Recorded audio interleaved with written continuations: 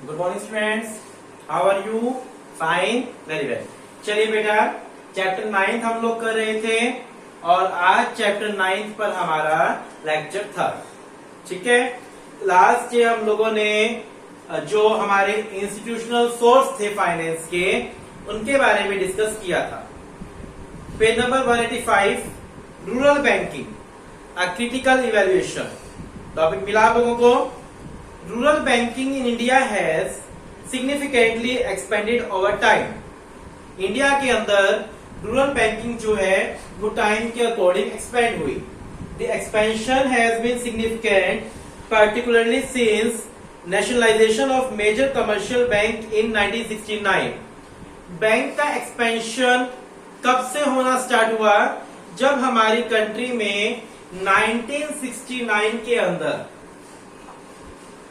14 banks को nationalised bank declare कर दिया गया।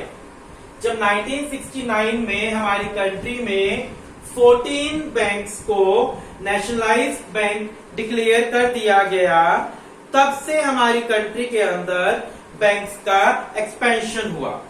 Nationalisation of commercial bank mark the beginning of social banking in rural area, implying provision of institutional credit at the moderate rate of interest। In bank को nationalise करने से क्या फायदा मिला?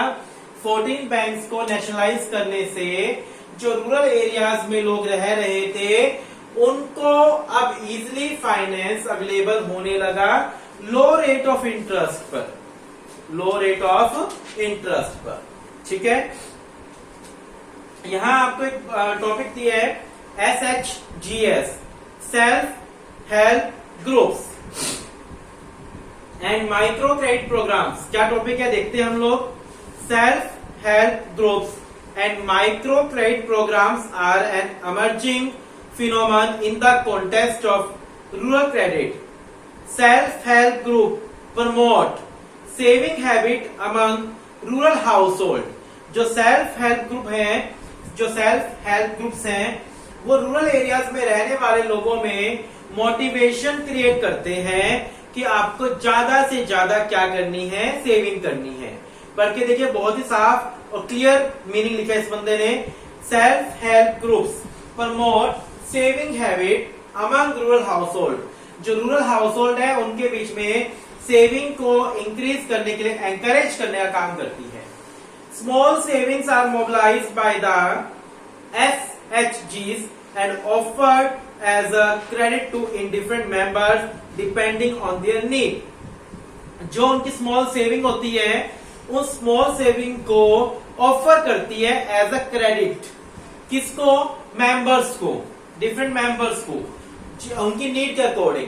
देखो, सेल्फ हेल्प ग्रुप, मान लो 4 पर्सन है, ABCD, ये चारों क्या है? फार्मर हैं। ये सेल्फ हेल्प ग्रुप के मेंबर बन गए और अपनी अपनी सेविंग यहाँ डिपॉजिट करवाने लगी। स्मॉल स्मॉल सेविंग यहाँ डिपॉजिट करवाने लगी। तो इनकी सेविंग किसके पास आ जाएगी? इस ग्रुप के पास आ जाएगी। ये ग्रुप क्या करेगा? उस सेविंग को आगे फर्दर इन्हीं मेंबर्स को कम रेट ऑफ इंटरेस्ट पर दे देगा, उनकी नीड के अकॉर्डिंग।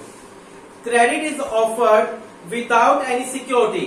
क्रेडिट को ऑफर किया जाता है बिना किसी सिक्योरिटी के and at a moderate rate of interest, और बहुत ही कम रेट ऑफ इंटरेस्ट पर।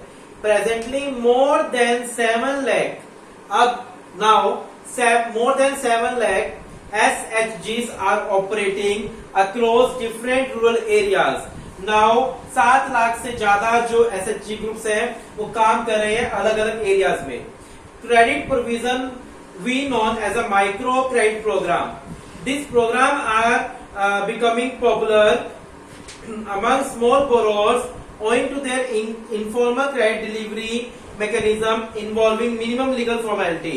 जो माइक्रो क्रेडिट प्रोग्राम है, वो एक प्रोग्राम क्या था कि बहुत ही कम लीगल फॉर्मेलिटीज पर लोन देना, यानी क्रेडिट देना फार्मर्स को, ताकि वो लोग उसको इन्वेस्ट कर सके। तो दोनों चीज आगे समझ आपको।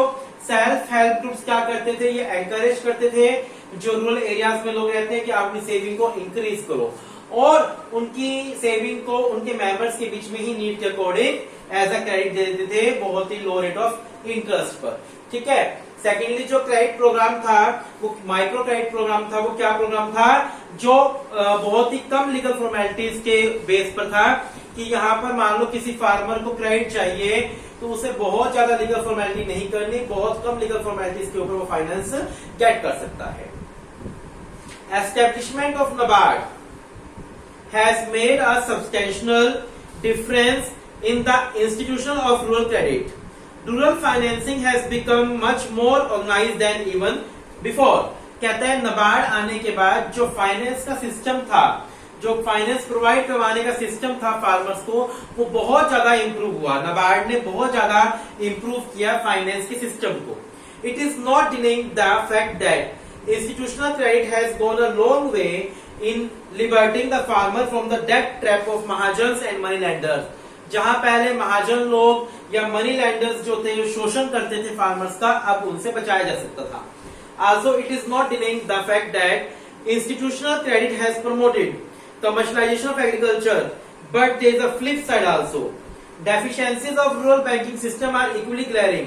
Notable observation in this regard as this. कहता है कि जो फाइनेंशियल इंस्टीट्यूट थे, इसमें कोई डाउट नहीं है, उन्होंने बहुत ज्यादा क्रेडिट प्रोवाइड करवाने में हेल्प करी, लेकिन फिर भी कुछ कमियां रही यहाँ पर। वो कमियां क्या है? बैंकिंग क्रेडिट या institutional credit has invariably been tied to collateral because of which a large section of small and marginal holders are often left out. कहता है कि बैंकिंग क्रेडिट के अंदर जिस भी बंदे को उधार लेना है, जिस भी बंदे को लोन लेना है, उसको अपनी प्रॉपर्टी पहले क्या रखनी पड़ेगी? एज अ सिक्योरिटी गिरवी रखनी पड़ेगी, मॉर्गेज रखनी पड़ेगी बैंक के पास। सो बहुत सारे स्मॉल फार्मर्स ऐसे होते थे जिनके पास सिक्योरिटी रखने के लिए कोई फिक्स एसेट नहीं होती थी, सो वो क्रेडिट के एडवांटेज से वंचित रह जाते थे। Owing to political populism, the government has often shown laxity, lack of strictness in the recovery of loan. As a result, default rate has tend to swell over time. जो political reason के कारण, political populism के कारण जो government थी वो कई बार किसानों के लोन माफ कर दिए। होता है देखा आपने, जो बहुत सारे बैकवर्ड एरियाज है वहां लोन माफ कर दिए। तो कहते हैं यहाँ पर कि पॉलिटिकल पॉपुलिज्म के कारण गवर्नमेंट अक्सर क्या करती है? लोन्स को माफ कर देती है या लोन्स की रिकवरी नहीं कर पाती, जिसके कारण फाइनेंस की धीरे धीरे बैंक्स के पास कमी होती चली जाती है। Apart from commercial bank, most financial institutions have failed to develop a culture of thrift among the farmer families. Mobilization of deposit has remained rather subdued. क्या कह रहा है? Apart from commercial bank, most financial institutes have failed to develop a culture of thrift, saving for future among the farming family. कहता है लोगों को encourage करना बहुत डिफिकल्ट था। जो फार्मिंग फैमिलीज थी उनको सेविंग के लिए एनकरेज करना बहुत डिफिकल्ट टास्क था। ठीक है, तो कमियां क्या क्या रही यहाँ पर कि जो एक तो लोन के लिए सिक्योरिटी गिरवी रखना, लेकिन बहुत सारे स्मॉल फार्मर्स ऐसे थे जिनके पास किसी प्रकार की कोई फिक्स एसेट नहीं थी गिरवी रखने के लिए। दूसरा कह रहे हैं कि जो बैंक था वो हमारी गवर्नमेंट थी, पॉलिटिकल पॉपुलिज्म के कारण रिकवरी नहीं कर पा रही थी लोन की, जिसके कारण भी बहुत सारा पैसा हमारा मार्केट में डूब जाता सरकार का और उसको रीफाइनेंस करने की एडवांटेज नहीं मिल पाता था। एंड देन थर्ड क्या कह रहे हैं कि जो बैंक है वो पब्लिक को यानी फार्मर्स को प्रमोट नहीं कर पाए, एनकरेज नहीं कर पाए कि वो सेविंग को बढ़ावा दे। Social banking in rural area has taken a hit in the wake of economic reforms of 91। ठीक है, यहाँ पर आपको ब्लू बॉक्स में टॉपिक दिए है किसान credit card KCC, Kisan Credit Card Scheme. The Kisan Credit Card Scheme aim at educate and timely support to the farmers for their short-term credit need. जो किसान क्रेडिट कार्ड स्कीम है उसका M क्या था? Farmers को time पर जब चाहे शॉर्ट टर्म फाइनेंस मिल जाए। किसान क्रेडिट कार्ड स्कीम का एम क्या था कि फार्मर्स को एडुकेट फाइनेंस मिल जाए जब उनको जरूरत हो। अंडर दिस स्कीम बैंक में issue Kisan credit card to the farmers who are otherwise eligible for the short-term credit for crop production, allied activities and other non-farming activities. इस scheme के अंदर जो बैंक जो है वो फार्मर्स जिनके पास किसान क्रेडिट कार्ड है उनको फार्मर्स को कम रेट पर बहुत सारे फाइनेंस प्रोवाइड करने का काम करता है। The farmers under the scheme are issued a credit card cum passbook incorporating particular of land holding borrowing limit validity period etcetera. जो क्रेडिट कार्ड दिया जाता था उसके साथ साथ एक पासबुक भी दी जाती थी जिस पर नेम एड्रेस लैंड पर्टिकुलर कौन सी है बोरोइंग कितना किया कितने टाइम के लिए किया सब कुछ मेंशन होता था। यानी किसान क्रेडिट कार्ड एक किसानों को मिलने वाली स्कीम थी जिसमें किसानों को एक क्रेडिट कार्ड दिया जाता था, उसके बदले में किसान बैंक से क्या ले सकता था शॉर्ट टर्म क्रेडिट ले सकता था जब भी उसको जरूरत पड़े। ठीक है, और इसके अंदर बहुत ही कम रेट ऑफ इंटरेस्ट पर फार्मर्स को लोन प्रोवाइड करवाया जाता था। ये इस स्कीम का एडवांटेज था। तो यहाँ पर आपका टॉपिक खत्म हो गया है challenge of credit. Challenge of credit आप लोगों ने पढ़ लिया। चैलेंज ऑफ क्रेडिट जो है वो लिंगरिंग चैलेंज का एक पार्ट है। ठीक है, अभी हम डिस्कस करते हैं चैलेंज ऑफ रूरल मार्केटिंग। हमारा आज का टॉपिक और क्या है, चैलेंज ऑफ रूरल मार्केटिंग। जो चैलेंज ऑफ रूरल मार्केटिंग है ये भी किसका पार्ट है, लिंगरिंग चैलेंज का ही एक पार्ट है। ठीक है बेटा, पढ़ते हैं हम लोग चैलेंज ऑफ रूरल मार्केटिंग। देखिए बेटा, हमारा टॉपिक क्या है, चैलेंज ऑफ एग्रीकल्चरल मार्केटिंग। इसको आप रूरल मार्केटिंग भी बोल सकते हैं या फिर एग्रीकल्चरल मार्केटिंग भी आप यहाँ पर टॉपिक बोल सकते हैं। देखिए ध्यान से, आफ्टर हार्वेस्टिंग करने के बाद, फसल काटने के बाद, farmers need to assemble their produce on the farm. Farmers को अपना प्रोडक्ट असेंबल करना पड़ता था, प्रोसेस करना पड़ता है, ग्रेड करना पड़ता है, पैकेज करना पड़ता है एंड स्टोर करना पड़ता है before it is finally brought to the market for sale, जब तक ये मार्केट में बेचने के लिए ना लाया जाए। देखिए, हार्वेस्टिंग के बाद, फसल काटने के बाद फार्मर्स को अपना प्रोडक्ट फार्म पर रखना पड़ता है, प्रोसेस करना पड़ता है, उसको ग्रेड करना पड़ता है, पैकेज करना पड़ता है और स्टोर करना पड़ता है जब तक फाइनली वो मार्केट में बिकने के लिए ना चला जाए तब तक। Agricultural marketing include all this process between harvesting and final sale of the produce by the farmer.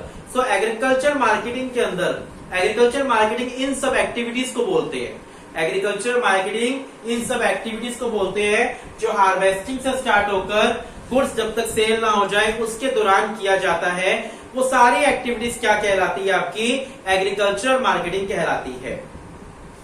दस agricultural marketing may be defined as a process.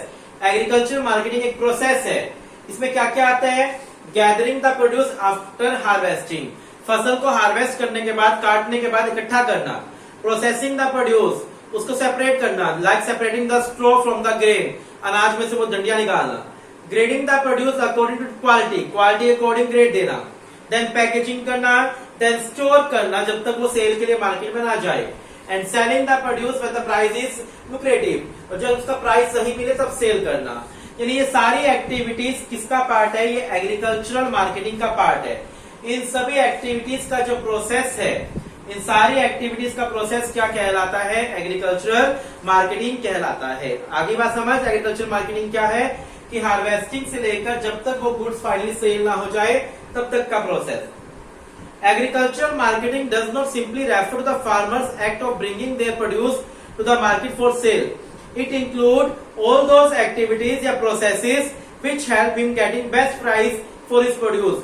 इसमें वो सारी एक्टिविटीज आती है, एग्रीकल्चरल मार्केटिंग में वो सारी एक्टिविटीज आती है जिसके द्वारा एक फार्मर अपने प्रोडक्ट का बहुत अच्छा प्राइस मार्केट से गैदर कर लेता है। Among others this process include grading, packaging and storing. Process में क्या क्या इंक्लूड है, ग्रेडिंग भी इंक्लूड है, पैकेजिंग भी इंक्लूड है एंड स्टोरेज भी इंक्लूड है। At the time of independence के टाइम पर agricultural marketing was almost under the complete control of money landers, trader, commission agent. Independence के टाइम पर ना हमारे देश का जो एग्रीकल्चर मार्केटिंग था, ये जो सारी एक्टिविटीज थी, ये सारी एक्टिविटीज किसके कंट्रोल में थी, मनी लैंडर्स के कंट्रोल में, ट्रेडर्स के कंट्रोल में, कमीशन एजेंट्स के कंट्रोल में। In order to pay off their डेब्ट, अपने डेब्ट्स को पे करने के लिए farmers often made a distress cell of their produce. Distress cell कर देते थे। ये डिस्ट्रेस सेल क्या होता है, अभी पढ़ते हैं। डिस्ट्रेस सेल, जैसे ही हमारी प्रोडक्शन हो गई तैयार, हम उसको जो रेट प्रिवेल है उसमें बेच दे, चाहे उसकी रेट आगे फ्यूचर बढ़ने वाले तो भी वेट ना करें, हाथों हाथ हमारे गुड्स हमें बेच देना, दैट इज डिस्ट्रेस सेल। तो कहते हैं अपने डेब्ट पे करने के लिए फार्मर्स हमेशा क्या करते थे, डिस्ट्रेस सेल करते थे। Their holding capacity was almost zero, goods को होल्ड यानी क्रॉप को होल्ड करने की कैपेसिटी उनकी जीरो थी। Having taken loan from the money lenders, the farmers were obliged to sell their crop to them only. Loan लेने के कारण वो बाध्य थे, वो बाउंड थे कि वो अपना क्रॉप उन्हीं को बेचेंगे, ठीक है। Offer it implied a low price, वो बदले में क्या देते थे, लो प्राइस देते थे जो मनी लैंडर्स होते थे। Beside a substantial loss on account of underweighing and customary commission, बहुत ज्यादा कमीशन चार्ज कर लेते थे और उनके क्रॉप का अंडरवेट भी बहुत ज्यादा करते थे, ठीक है। जितना प्रोडक्ट था उससे कम प्रोडक्ट तोला जाता था वहां पर। बताइए समझ यहाँ पर क्या कहना चाह रहे हैं कि डिस्ट्रेस सेल करनी पड़ती थी। अभी डिस्ट्रेस सेल क्या होती है, distress sale refer to situation when the farmers are compelled farmers, distress sale refer to situation when the farmers are compelled to sell their produce immediately after the harvest। तो जैसे ही harvesting हुई, फसल की कटाई हुई, वो बाउंड थे कि वो उसी टाइम अपनी फसल बेच देंगे। No matter how long the market prices, ये कोई मैटर नहीं करता था प्राइस क्या है मार्केट के अंदर, चाहे कम है चाहे ज्यादा है। The compulsion to sell arise because the farmer need immediate cash to pay off their डेब्ट। उनका रीजन क्या था कि उन्हें कैश चाहिए था अपने डेब्ट पे करने के लिए, इमीडिएटली डेब्ट पे करने के लिए वो कैश चाहिए था। दे लैक स्टोरेज फैसिलिटी, उनके पास स्टोरेज की फैसिलिटी नहीं थी कि वो लॉन्ग टाइम तक क्या कर सके, स्टोरेज कर सके, ठीक है। तो ये रीजन था कि उन्हें डिस्ट्रेस सेल करनी पड़ती थी। एक तो अपने लोन्स की पेमेंट करने के लिए, जो लोन उन्होंने लिया हुआ था उनकी पेमेंट करने के लिए उन्हें डिस्ट्रेस सेल करनी पड़ती थी, यानी जैसे ही फसल हुई वैसे ही सेल करनी पड़ती थी उसी टाइम। और दूसरा क्या कि वो उनके पास स्टोरेज की कैपेसिटी नहीं थी, स्टोर नहीं थे, तो उन्हें डिस्ट्रेस सेल करनी पड़ती थी, ठीक है। अब यहाँ पर हमारा टॉपिक आता है measures initiated by the government to improve marketing system. Government ने कौन कौन से मेजर करे, measures adopted by government.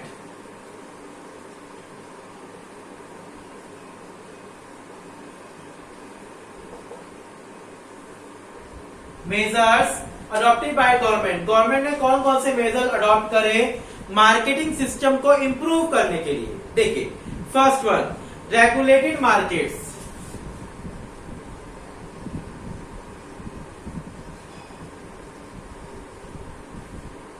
Regulated markets क्या कहता है, regulated markets have been establish, regulated markets को एस्टेब्लिश किया गया where sale and purchase of the produce is monitored by the market committee including representative of government, farmers and the traders. Market system is made transparent with a strict vigil on the use of proper scale and weights. The market committee ensure that farmers get appropriate price for their produce. Regulated market क्या कहती है भाई, कितना regulated market have been established, regulated market को establish किया गया, एक regulated market establish की गई जहां पर क्रॉप्स की सेल और परचेज कौन मॉनिटर करता था, market committee.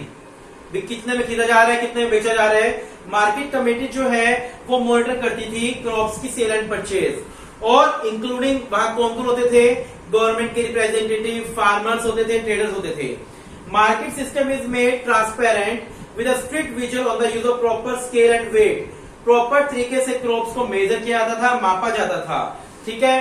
The market committee ensure, market committee ensure करती थी कि फार्मर्स जो है उनको उनके क्रॉप के बदले में एक फेयर प्राइस दिया गया है, ये इंश्योरिटी कौन करती थी, market committee. Regulated market yards, yards का मतलब benefit. The government has built regulated market yards on the outskirt of the most town of the country. The farmers can come to these yards for a fair sale of their produce. Yards का मतलब यहाँ पे group है, benefits होता है। तो government ने बनाए थे यार्ड्स अलग अलग टाउन्स के अंदर, कंट्री के अंदर, एक कंट्री के अलग अलग टाउन्स में गवर्नमेंट ने यार्ड्स बनाए थे। इन यार्ड्स में जाकर फार्मर्स अपने क्रॉप को फेयरली सेल कर सकता है। This yards also offer storage facility, ये जो यार्ड्स हैं वो स्टोरेज फैसिलिटी भी देते हैं फार्मर्स को। The farmers can store their produce for future sale, hoping for better price. Farmers जो है वो अपना फ्यूचर सेल भी कर सकते हैं और अच्छा प्राइस भी पा सकते हैं। इन सबसे पहले गवर्नमेंट ने क्या किया, मार्केट को रेगुलेट किया, ठीक है। सेकंड क्या है, cooperative agriculture marketing society.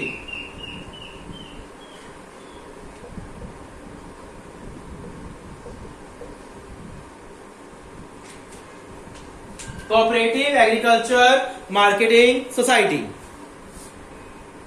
So हमारी सेकंड जो मेजर गवर्नमेंट ने अडॉप्ट किया वो क्या था, cooperative agriculture marketing society. The government is encouraging the formation of cooperative agriculture marketing society. Government ने कोऑपरेटिव एग्रीकल्चर मार्केटिंग सोसाइटी को एनकरेज किया। As a member of the society farmers find themselves better bargainers in the market. Farmers क्या होते थे, इन societies का member बन जाते थे। फार्मर्स इन सोसाइटी का क्या बन जाते हैं, मेंबर। और मेंबर बनने के बाद वो वहां पर जाकर एक बेटर बार्गेनिंग करके अपने गुड्स का प्राइस इजिली अच्छा पा लेते थे। And getting better price for their produce through collective sale, through collective sale. Cooperative marketing क्या होती है, नीचे दिया है ग्रीन बॉक्स के अंदर। Cooperative marketing is a significant progressive step in the context of agriculture marketing. Cooperative marketing जो है वो एक बहुत ही प्रोग्रेसिव स्टेप है, बहुत ही बढ़िया स्टेप है एग्रीकल्चरल मार्केट सिस्टम के अंदर। Milk cooperatives in Gujarat are brilliant example. Milk cooperative नाम से गुजरात के अंदर एक एग्जांपल है इसका।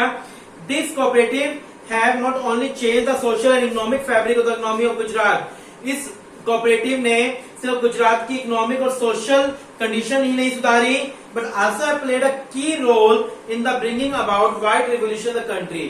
हमारे कंट्री के अंदर व्हाइट रिवोल्यूशन लाने का काम भी कर रहा है, दूध की क्रांति लाने का काम कर रहे हैं यहाँ पर, ठीक है।